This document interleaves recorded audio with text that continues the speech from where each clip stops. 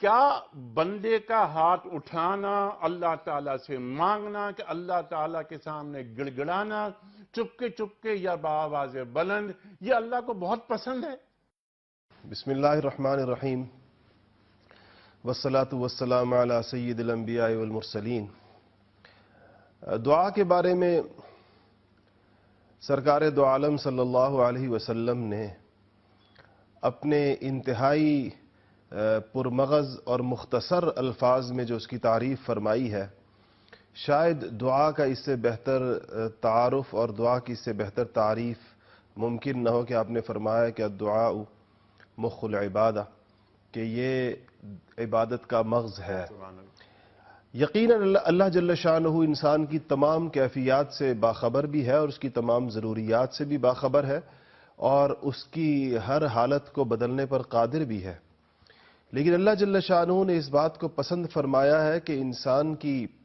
نفسیات میں اور اس کے شعور میں یہ بات جاگزیں ہو اور اچھے طریقے کے ساتھ اس کے دل میں اتری ہوئی ہو کہ وہ اپنی حاجت روائی کے لیے، اپنی مشکل کشائی کے لیے اللہ جل شانہ کی جانب دیکھنے کا اور اللہ تعالیٰ سے ہی ساری امیدیں اور توقعات باندھنے کا مزاج بنے اس کا، اور وہ دنیا میں مخلوق کے سامنے جا کر سجدے نہ کرے یا وہاں پیشانیاں نہ ٹیکے، امیدیں اور ان سے مرادیں نہ مانگے،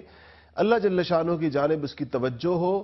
اور اللہ ہی سے اس کو سب کچھ ملنے کا یقین ہو۔ یہ چونکہ اس کا تعلق پھر عقیدہ توحید سے جا کر ملتا ہے اور لگتا ہے، اور وہ کائنات کی جان اور اس کی روح ہے، اللہ جل شانہ کی خالقیت، اس کی مالکیت، اس کا متصرف فی الامور ہونا، سارے کائنات کو اس کا چلانا، یہ تصورات چونکہ ایک مسلمان کے دل میں ہمہ وقت تازہ ہونے چاہیے، اس لیے اللہ جل شانہ نے دعا جیسی عظیم الشان عبادت عطا فرمائی ہے اور اس کے آداب بھی سکھلائے ہیں۔ سرکار دو عالم صلی اللہ علیہ وسلم نے دعا کے حوالے سے جو اپنا طرز عمل ہمارے سامنے رکھا ہے وہ اس قدر زبردست ہے اور اتنا پر لطف ہے کہ صرف مسلمانوں ہی کے لیے نہیں بلکہ پوری انسانیت کے لیے اس میں بہت بڑا سبق ہے۔ مدینہ منورہ ہجرت فرما کر گئے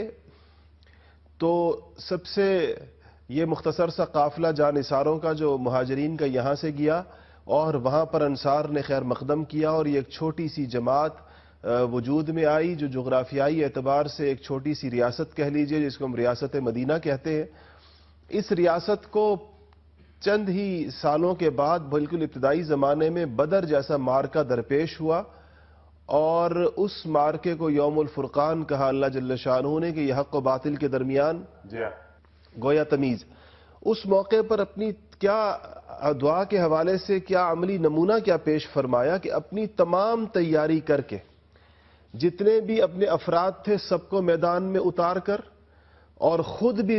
زرہ باندھ کر ان کے درمیان سرکار دو عالم صلی اللہ علیہ وسلم بھی موجود ہیں، جتنی تیاری ہے حرب و ضرب کی وہ بھی ساری فرما لی ہے، جو اونٹ گھوڑے ممکن تھے، جو آلات اور جو اسلحہ ممکن تھا وہ بہم مہیا کر لیا، بظاہر اسباب میں کوئی کمی نہیں چھوڑی،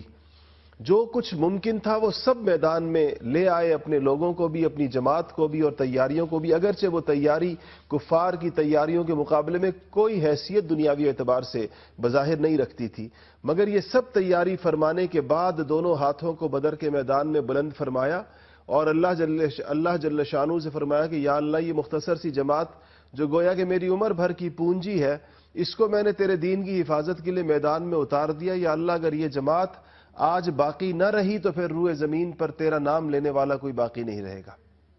یہ طرز ہے دعا کے ساتھ کہ دعا سے پہلے دعا اسباب کا نعم البدل نہیں ہے، اسباب اپنی جگہ پر اختیار کیے جاتے ہیں مگر ان اسباب کے ساتھ دل نہیں لگایا جاتا، سبب پورا کرنے کے بعد دل اللہ کی طرف متوجہ کر کے اس سے مانگنا، یہ دعا کہلاتی ہے۔